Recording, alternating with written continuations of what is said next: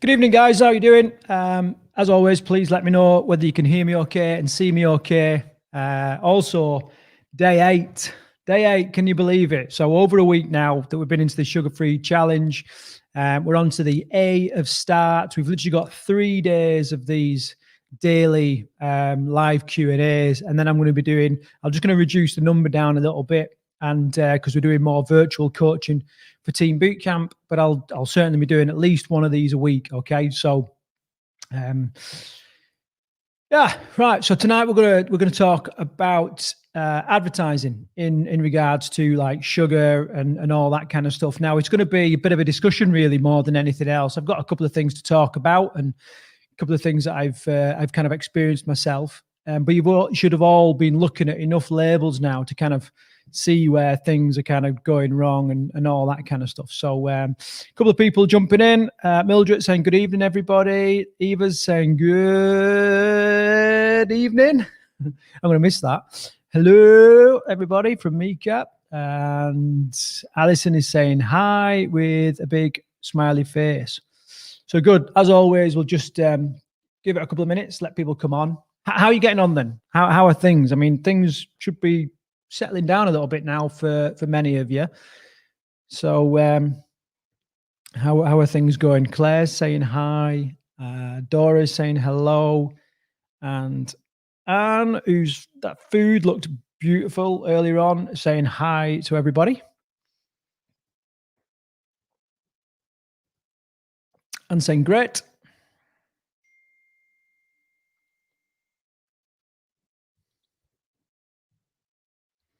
I take it you mean great, as in you're doing great. Mika's saying great. Yeah, easy. You know, we're kind of getting into the habit now. We've done a lot of the heavy lifting and the hard work.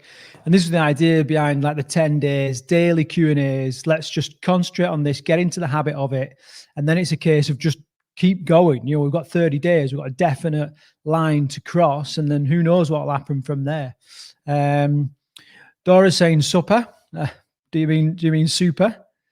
Or do you genuinely mean supper? And my first virtual boot camp at 7. Alison, I think you've probably made like the most significant progress than anyone in this group. Whereas, you know, you started off and you just couldn't even imagine giving up bread, and now you're doing virtual boot camps, and you know, so you've done really good. Dora's saying yes, super. I knew that was what it was, but a little bit of ribbing never hurt anybody. Okay, listen, let's get into it a little bit. Like I said, hang on a minute. We got Liz. Howdy, Craig. Managed to get home in time. Love to be able to join in. How you doing, Liz? How is it up there in Scotland? I bet it's pretty chilly, but also beautiful as well. And saying Alison rocks. There you go. A bit of appreciation for your fellow sugar slayers. Okay, so tonight I just want to talk or prompt really a little bit of like. What's the word really?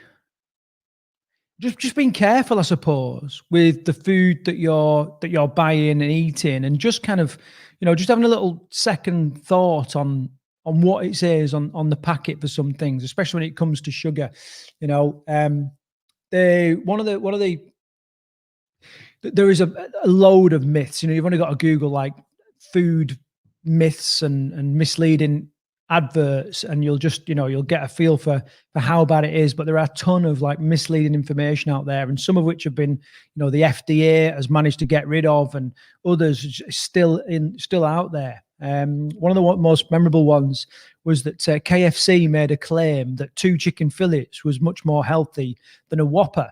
And then when the FDA did their study and looked at the nutrients, calories, and all the content and everything, it would have, if you removed the skin and got rid of the breadcrumbs and all, you know, the secret recipe that KFC use, and you just had plain chicken. So it's an absolute utter lie, you know. But they were pumping it out, and obviously people are going, right, well, I need fast food. I want to make the best food choice. Well, I'll get KFC because it's better than a Burger King, you know. And they were allowed to run that for quite a while. I watched another program recently. You may have seen it, where it's The Truth About Food, and it was talking about cornflakes being high in iron. And Kellogg's, or whichever cornflake company it was, refused to kind of show them at first how they fortified the cereals with iron. Did anybody see this? And then when they showed them, it was literally more or less scrap metal, which they just crunched up into tiny, tiny, tiny little fragments. And then they were literally pouring, powdered iron, as in powdered metal, into the cornflakes. And that's how it was fortified with iron. And then we would come along and schnaffle it. And then they would then say, well, this is a health food because it's fortified with iron. Absolutely shocking. Chris is saying, afternoon all. How you doing, Chris? How's the knee? Alison, a little bit of an embarrassed face for the nice comments that are coming her way. Kathy's saying hello. And Liz is saying it's white. A -4. Good, clean, crisp weather. I say only a Scot would say that. -4. Good, clean, crisp weather. But I know what you mean. You get less bugs kicking about. The air seems to be much, much cleaner. Sounds nice. So that's it. The other thing that I want to just remind you of as well is you may remember when we went through some of the things we talked about, like labeling and stuff like that, what companies could get away with. So I brought up this slide again, which is basically, in order for something to be labeled sugar-free, it's just got to be less than 0.5 grams of sugar per serving. And we spoke about cereals then. We sort of said, an average, I think it's 45 grams for the prescribed portion of cereals, but actually we never eat 45 grams because it's just not a great deal, so it's a little bit misleading there in the portion size. The serving size is actually much, much less than you would actually eat. And then the other one is reduce. So in order to say something's reduced sugar or less sugar, it's just got to be 25% less sugar per serving compared to the standard serving size of the original product. So, if you have tomato ketchup, which is, let's say, 20 grams of sugar, it's only got to be 15 grams of sugar for them to say reduce sugar or less sugar, and actually 15 grams of sugar still going to cause some damage. A couple of comments coming in. Claire saying, really good program on Channel 5 yesterday. The truth about supermarket food. Looked at contents of certain food, including sugar content. Brilliant. What was the big takeaways in that, Claire? Excuse the pun. Steve Price, 21 degrees, cracking the flags in New Forest. I bet it is. I bet it's absolutely cracking the flags. And then the final one is no added sugar or without added sugar. So this is as long as there's no sugar added during the processing, but naturally occurring sugar may be present. And what some of the food companies will do is they will use like a naturally occurring sugar, like high fructose corn syrup, or like a real strong concentrated fructose based additive, because it's a natural sugar. All right, they've not added like refined sugar, but it's still got some. And then the other thing that they can do as well is they can use concentrated fruit drinks, right? So basically suck a load of water out of orange juice or apple juice or whatever, use that as an additive, and they don't have to declare that, but we all know that it's actually pumped full of fructose, and therefore one of the worst types of sugars for us to eat in regards to storing excess energy as body fat. So a few little bits of misleading, and this is just sugar. You can do your own little bit of research on things like low fat, light, whether it's LITE or LIGHT, whatever way they spell it.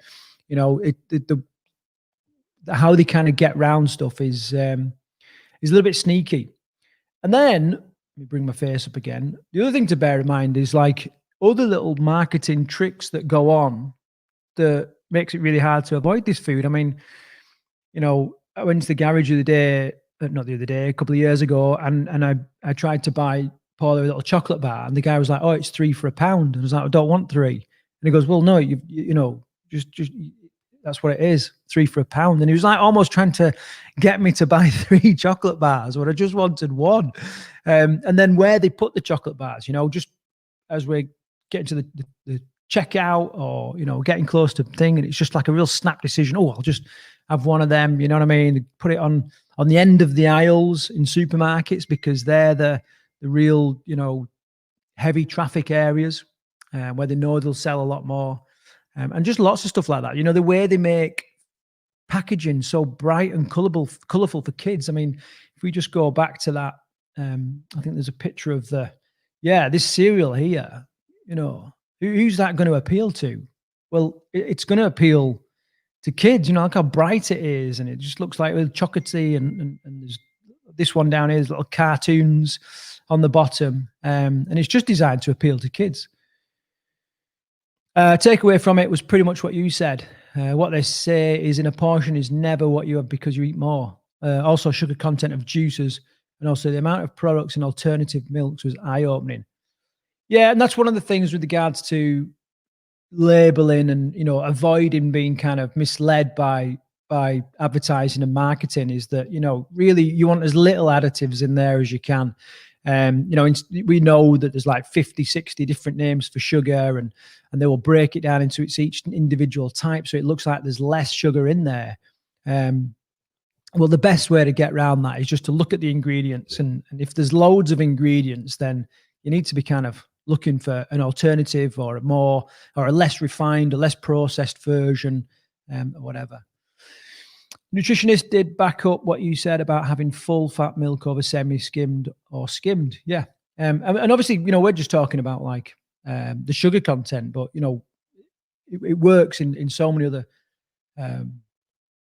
food groups as well. Okay, so that's it. Like I said, a bit of a prompt, really, just to really scrutinize the advertising that you're getting. You know, just pay attention to some of the food advertising that you see. I think, I don't know where it is.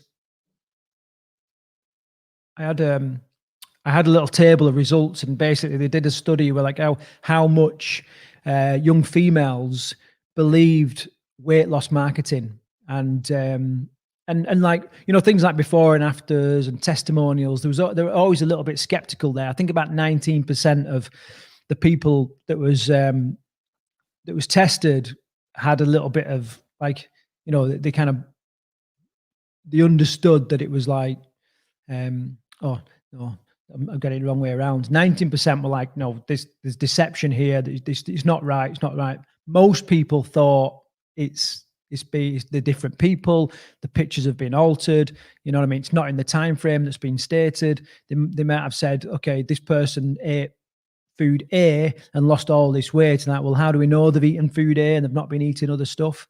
But what was really surprising was when it came to like a doctor's endorsement, 50% believed it, just because a doctor was saying that, you know, or an apparent doctor was saying that this food was much better. And you'll see that with things like, you know, adverts on the telly with dentists and doctors and all that kind of stuff. They use it because of the old white coat syndrome, where we tend to believe what people from the you know, with the white coat, the medical industry tell us. Something else that I read earlier as well was it was about cereals again, and it was I think it was Kellogg's sugar coated wheat things, shredded wheat, like sugar coated shredded wheat things, and it basically said that, you know, your child eating these is much. It's going to greatly improve his cognition, you know, his way his brain works. And when they looked into the actual study, the study was they compared the eating the cereal to just having water. So in essence, having breakfast and having no breakfast. Well, that's not the right comparison to make, is it? You know what I mean? You want to have the cereal against this, either another cereal or another food type or whatever, but breakfast for breakfast. You don't want breakfast and no breakfast and then claim that the breakfast that they had was much, much better. You know, it was just completely bizarre. Liz is saying 56 different words for sugar in the English language. You know, absolutely scary. 17 for salt. Immense. Okay, guys. So I know it was a short one tonight, but if you've got questions or comments or anything like that, then fire away. Tomorrow we're going to talk a little bit about rewards. both how you can create new rewards, because fundamentally, food is a reward quite often for us for whatever reason. So we're going to talk a little bit about that, and then we're also going to talk about how you can swap rewards so that you can have different rewards, so that you don't have to revolve around like consuming calories to reward yourself, which we often do. But also we're going to talk about like the way that dopamine works in the brain, because fundamentally dopamine is our reward system and gratification system in our brain, and this is what's kind of working against us. So we're going to talk a little bit about that tomorrow. So look out for that. So we're just going to kind of pad out. I'll have a little sip of water and see if any questions come through. I don't think there'll be many, because I think we've covered so much now that you're naturally identifying these problems. I've seen in the Facebook group people sort of sharing, is this okay, and people jumping on there, and the general thread is very, very good, and quite clear and quite accurate. So Anne's saying sounds great, so we'll talk about that tomorrow.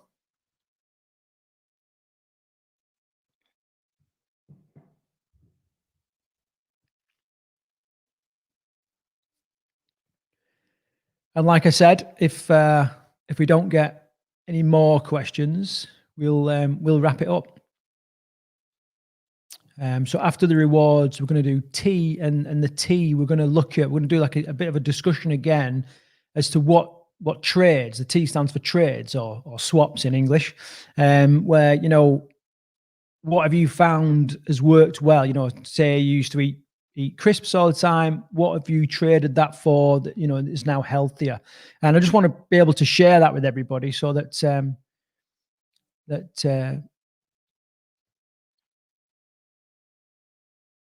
what did you say about going live at night? I basically said that we've basically got rewards to go and trades to go. So 2 more of these daily lives. And then I'm just going to, I'll be active posting comments and, checking posts in the group. And I'll probably do these live streams every, I don't know, certainly once a week, maybe twice a week. But let me know, if it's something that you've quite enjoyed, and even just getting on and doing a bit of a Q&A, if you want that, if you feel it's helping, then let me know. Mika saying, on what days will you have the other live sessions? Whatever day, we'll do a poll or whatever, and see what works best for most people. See if we need to change the times as well, and just take it from that. Thanks so much for everything in week 1. Really appreciate it. No worries, Anne. It's good. How was the family meal last night? Yeah, it was good. Yeah, we had a good laugh actually. I had like a nice stir fry, which is really nice. It was supposed to be like a family curry night. It turns out that nobody had curry. I had stir fry. Someone else had lasagna. Yeah. So, but it was nice. It was nice. Cheers, Chris. Thanks for asking. Thanks everyone for your support. You've all been fantastic. Yeah, and it's not finished yet. Kathy, it's been great for team building, helping each other. Yeah, it definitely has. I've loved the way that I come back to the group thinking, oh no, I've not been in there for a while. Hopefully no one's got bored and left. And there's just so much going on, like sharing pictures of food and snacks and weight loss. Some of the weight loss is brilliant. It's really, really good. Doris has helped me a lot. Brilliant. That's good. Mika's saying, thank you again. I'm really enjoying it. And a little, I think that's a wavy face. I love, Kathy, come on. I love lasagna and curry. Fair enough. All right, guys. So just short of 20 minutes. Oh, hang on a minute. We'll keep going. How did people find the bootcamp session? Has it happened already? Yeah. So they've run the first bootcamp session this morning. It went really well. Really well. Claire was there. So Claire, you can give us a bit of a rundown of what it was like.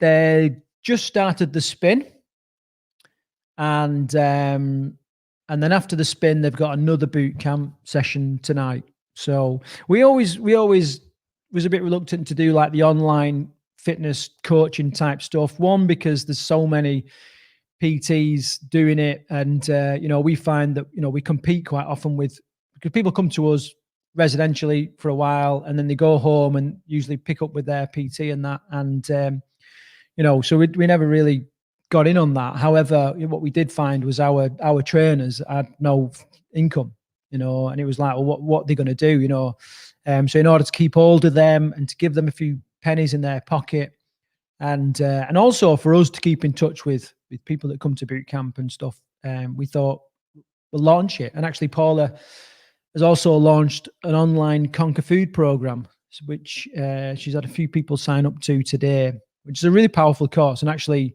for what it is, I mean, it's just a ridiculous price, really. But yeah, so it's definitely happened. Claire's saying the first boot camp session was great. Someone saying, "Hi, Craig. We are eating eggs every day. We've been told before it's not good to eat lots of eggs. What are your thoughts on this?" Yeah, the thing with the eggs every day, we can thank Edwina Curry for that.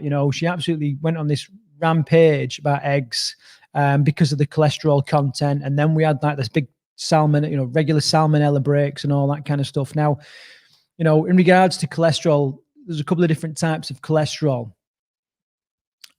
I need to remind myself not to go too deep here, but in essence, right, just scratching the surface really before I go way too much on cholesterol, is two types: HDLs, LDLs, high density, low density. Now, what the nasty ones are the LDLs, okay, and we need to keep them low. That's how you to remember it. To keep them low. And then the good ones are the HDLs, and we need to eat loads of them. Now, eggs have got the right type of cholesterol in. So, yeah, they are high in cholesterol, but they're still okay.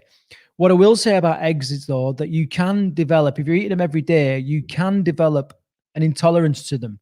And if that's the case, all you need to do is just pull back from eggs, for a couple of weeks and then reintroduce them again, and so taking like that. But yeah, we eat a ton of eggs, and obviously, as with every bit of food, go for the best quality of egg you can get, and ideally free range. But you can have free range and corn fed. You want free range, that's not necessarily corn fed. So other than that, yeah, go for it. Claire saying it was a varied hit session, worked around people's limitations and injuries. Looking forward to the next one. When are you next on, Claire? You on Monday, are you? Liz saying I eat 3 eggs scrambled every morning. Good, Liz. Will the virtual boot camps continue after things are back to normal? Yeah, we're going to keep it all going. I don't know if we will continue the Conquer Food package that we're launching now, but we'll definitely keep the fitness sessions and that kind of stuff going. Thank you. I now have an intolerance to eggs from eating too many. Have to limit them. Yeah, so you should just be able to cut them out for a while, maybe 30 days, 60 days if it's really, really bad, and then slowly introduce them. Kathy saying I'll definitely do boot camp and fight camp next week. Can't do spin as my bikes are 30 plus years old. Good. What about Pringles? I don't know. I've not actually looked at Pringles, Steve. I've not looked at the. But one thing I will say is, whenever you've got like a strong flavor and you've got a starchy food, that's been shown to create further craving for more starchy food, and you can get into like a cycle of like just wanting more and more starchy foods. So I will say that about Pringles, the actual sugar content and that kind of stuff, I don't know, but you're better than that. You're a sugar-free god. You don't need Pringles. Claire saying Monday, Wednesday for the training sessions. That's good. When is boot opening up, Craig? We've got our eye. Obviously, everybody's hoping for the 15th of February. Doubtful, but we've kind of got our eye that we will be running again in April. That's kind of what we're planning for, but we have nothing really to base that on other than just praying. Liz is saying I have 3 every morning, scrambled, fresh, homegrown, no free range at the moment, as all poultry have to be locked in due to bird flu outbreaks. Yeah, similar in Shropshire. There's a bird flu restriction in Shropshire. We was going to get some chickens, and then when we found they all got to be kept inside, they're like, okay, we'll wait. Pringles peel the skin off the inside of my cheeks. Yeah, they do burn your tongue as well. All right, guys, Listen, we're going to wrap it up there. Thanks again for all your questions, and I'll see you tomorrow, same time, same place, and all that malarkey. Where we're going to talk about these rewards. We're going to get a little bit more into the brain. I'm going to try and get Paula on because this is something that she talks about quite a lot on the Conquer Food program. So I'm not promising anything because this time of night she's kind of doing her own thing, but I will try and get her on. So until tomorrow, we'll wrap it up. I'll just give it a couple of minutes in case anyone posts comments that I might miss. There's usually a couple of goodbyes. Claire saying, thanks, Craig. Thank you, Claire. And thanks for your help with the group. You're doing really well in there. It's really appreciated. Donna saying, see you tomorrow. If I survive boot camp at 7, you'll be fine, Donna, I'm sure. Liz saying, thank you. And thumbs up. Thank you, Liz, for making it. Brilliant. Thank you from the Facebook user. Bye, Mika. Thanks, Greg, for everything. Cheers, Kathy. Mildred saying, thanks, Craig. Chris saying, see you tomorrow. Cheers. Thanks, Chris. And Alison saying, thanks. All right, guys. So until tomorrow, take care.